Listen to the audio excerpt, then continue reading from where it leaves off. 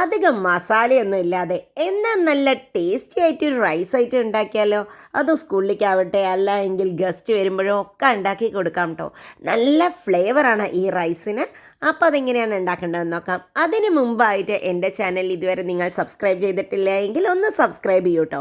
Subscribe ബട്ടൻ്റെ അടുത്തുള്ള bell icon ഒന്ന് press ചെയ്ത് കഴിഞ്ഞാൽ എല്ലാ വീഡിയോസിൻ്റെയും നോട്ടിഫിക്കേഷൻ നിങ്ങൾക്ക് കിട്ടും. അപ്പോൾ ഇനി റൈസ് എങ്ങനെയാണ് ഉണ്ടാക്കേണ്ടതെന്ന് നോക്കാം. അതിനായിട്ട് ആദ്യം ഞാൻ കുറച്ച് ബസ്മതി റൈസ് വേവിക്കാൻ വേണ്ടിയിട്ട് നോക്കുന്നുണ്ട്. ഒരു 4 ഗ്രാമ്പ് ഇട്ട് കൊടുക്കാം വെള്ളത്തിലേക്ക്.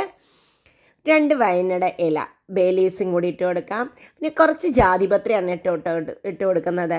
ഒരു 2 നമ്മുടെ സ്റ്റാർ അനീസ്, 2 ബ്ലാക്ക് കാടമം. നിങ്ങൾക്ക് വേറെ കാടമം ഉണ്ടെങ്കിൽ അതിട്ട് കൊടുക്കാം. ഏലക്കായ ഉണ്ടെങ്കിൽ അതൊരു 3 ഇട്ട് കൊടുക്കാം. ആവശ്യത്തിന് ഉപ്പും കൂടി ഇട്ട് കൊടുത്തിട്ടുണ്ട് കേട്ടോ. റൈസിൽ ഉപ്പിട്ട് വേവിക്കുമ്പോൾ ഉപ്പ് ശരിക്കും അതിലേക്ക് പിടിക്കും.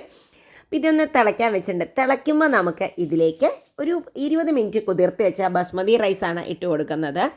ഇങ്ങനെ നമ്മൾ മസാലയൊക്കെ ഇട്ട് വേവിക്കുമ്പോഴുള്ള ഒരു ഗുണം എന്താണെന്ന് പറഞ്ഞാൽ ആ റൈസിലേക്ക് കറക്റ്റ് പെർഫെക്റ്റ് ആയിട്ട് നല്ലൊരു ഫ്ലേവർ കിട്ടും. നമ്മൾ ഇടുന്നതിന് മുമ്പ് ഈ മസാലയൊക്കെ കളഞ്ഞാൽ മതിട്ടോ. കുറച്ച് ഓയിലും കൂടി ഒഴിച്ച് കൊടുത്ത് ഞാനിതിനെ വാർക്കാൻ പോകണ്ട. 3/4 വേവാകുമ്പോൾ തന്നെ ഓഫ് ചെയ്ത് വാർക്കുക. നിറയെ വെള്ളത്തിൽ വാർക്കുക. ഇനി ഇതിനൊരു മസാല ഉണ്ടാക്കാനായിട്ട് നമുക്ക് ഒരു 6 7 വെളുത്തുള്ളി, ഒരു വലിയ പീസ് ഇഞ്ചി.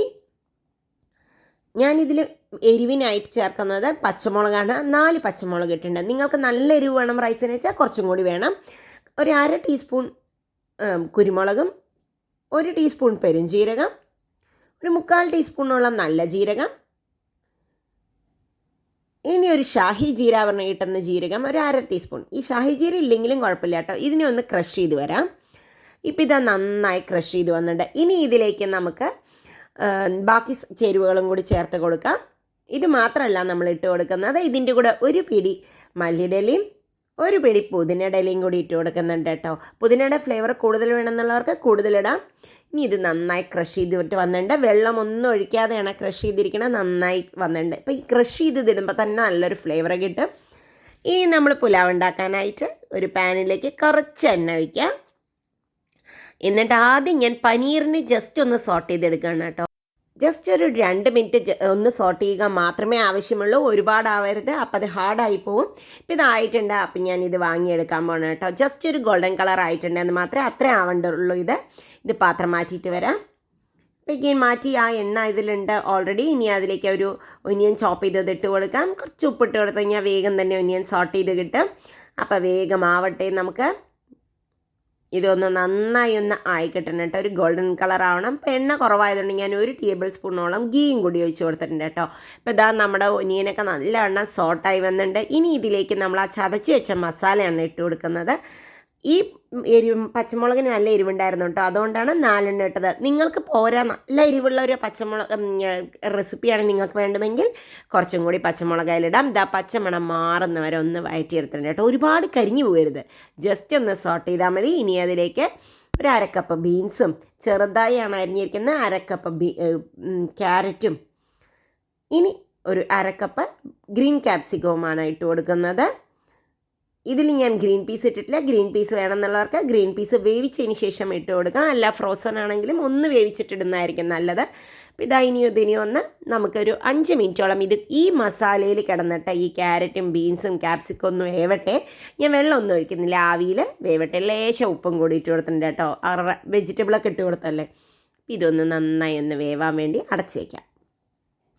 ഒരു 5 മിനിറ്റ് കഴിഞ്ഞപ്പോൾ ഇതാ നമ്മുടെ ഇതൊക്കെ വെന്ത് വന്നിട്ടുണ്ട് കേട്ടോ. കണ്ടോ, നല്ലൊരു ഫ്ലേവർ. ഇത് തുറക്കുമ്പോൾ തന്നെ എന്തൊരു മണം അറിയാം. പുതിനയും മല്ലിയും ജീരകമൊക്കെ ആയിട്ട് അതിലേക്ക് ആ പനീറും കൂടി ഇട്ട് കൊടുക്കാം. പനീർ ഇട്ടതിന് ശേഷം ജസ്റ്റ് ഒന്ന് നമുക്ക് സോട്ട് ചെയ്തിട്ട് ഒരു 2 മിനിറ്റ് പനീർ ഇട്ടതിന് ശേഷം കൂടി വയ്ക്കാം. അപ്പോൾ പനീറിലേക്കും കൂടി മസാല ഒന്ന് ഇറങ്ങട്ടെ.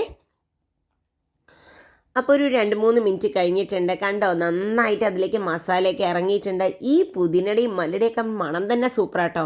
അപ്പോൾ കണ്ടോ, റൈസാണ് ഇട്ട് കൊടുക്കുന്നത്. റൈസിൽ നിന്ന് ഞാൻ ആ മസാലകൾ മുഴുവൻ മാറ്റിയിട്ടുണ്ട് കേട്ടോ. റൈസിലേക്ക് ഇടുമ്പോൾ ആ മസാല അങ്ങനെ ഇടാതെ നിങ്ങൾക്ക് വേണമെങ്കിൽ ഒരു തുണിയിൽ കെട്ടിയിട്ട് വേണമെങ്കിൽ എല്ലാ മസാലയും കൂടി ഇടാം. അപ്പോൾ ആ തുണിയിൽ നിന്ന് മാത്രം മാറ്റിയെടുത്താലും മതി. അപ്പോൾ ഇതാ ഞാൻ അതിനെ നന്നായി മിക്സ് ചെയ്തെടുത്തിട്ടുണ്ട്. അപ്പോൾ ഇതാ നമ്മുടെ റൈസ് റെഡി. ഇനി ഇതിൻ്റെ മുകളിലേക്ക് കുറച്ച് മല്ലിയിലയും കൂടി ഇടാം. ഞങ്ങൾക്ക് ഇവിടെ പുതിനയുടെ ഇല ഒരുപാട് ഇഷ്ടമല്ല, വേണമെന്നുള്ളവർക്ക് പുതിനയുടെ ഇലയും കൂടി ഇടാം. കുറച്ച് ബട്ടറോ നെയ്യോ കൂടി പല സ്ഥലത്തായിട്ട് നമുക്ക് ഇട്ട് കൊടുക്കാം. ഇനി ഇതിനെ കുറച്ച് നേരം നമുക്ക് നന്നായി ഒന്ന് അടച്ചു വെക്കാം. ഒരു 5 മുതൽ 8 മിനിറ്റ് വരെ നമുക്കിതിനെ ഒന്ന് അടച്ചു വെക്കാം. നന്നായിട്ട് ലോ ഫ്ലെയിമിലാണ് വെക്കുന്നത്. ഇപ്പോൾ ഇതാ ഒരു 5-8 മിനിറ്റ് കഴിഞ്ഞിട്ടുണ്ട് കേട്ടോ. 10 മിനിറ്റ് ആയാലും കുഴപ്പമില്ല, ഒരുപാട് സമയം വെച്ച് അടി കരിയരുത്. ഞാനൊരു ലോ ഫ്ലെയിമിലാണ് വെച്ചത്. അപ്പോൾ എല്ലാവിടേക്കും ആ മസാല ശരിക്കും ഇറങ്ങി കാണുമ്പോഴും കഴിക്കാൻ തോന്നും, എടുത്തു കഴിക്കുമ്പോൾ ആ ഫ്ലേവർ ശരിക്കും അറിയാൻ പറ്റും കേട്ടോ. അപ്പോൾ ഒരുപാട് ബിരിയാണിയൊക്കെ കഴിച്ച് മടത്തുമെങ്കിൽ ഇതൊന്ന് ട്രൈ ചെയ്ത് നോക്കുക. അധികം മസാലകളൊന്നുമില്ല, ഇന്ന് ആവശ്യത്തിന് മസാലയുമായിട്ടുള്ള ഒരു ഐറ്റമാണ്. അപ്പോൾ ഈ വീഡിയോ നിങ്ങൾക്ക് എല്ലാവർക്കും ഇഷ്ടപ്പെട്ടെന്ന് വിചാരിക്കുന്നു. ഇതിൻ്റെ കൂടെ ജസ്റ്റ് ഒരു ക്യാരറ്റ് റായത്തോ എന്തെങ്കിലും ഒരു കുഞ്ഞൊരു തൈരായാലും മതി. അപ്പോൾ എല്ലാവരും ഒന്ന് ഉണ്ടാക്കി നോക്കി അഭിപ്രായം അറിയിക്കുമല്ലോ. വീണ്ടും അടുത്ത വീഡിയോയിൽ കാണാം. അതുവരേക്കും ബൈ.